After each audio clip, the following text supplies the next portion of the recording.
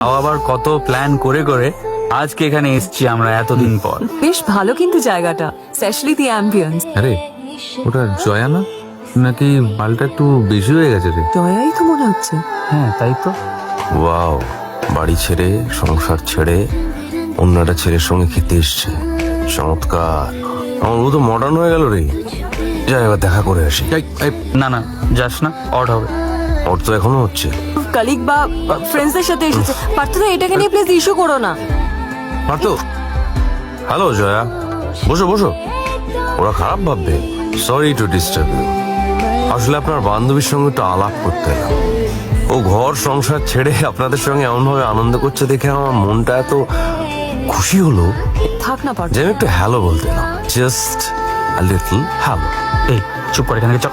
ছাড় না, খুব বেরোসিক তো তুই। দেখছি আলাপ করছি আমার বউয়ের নতুন বয়ফ্রেন্ড। পার্থ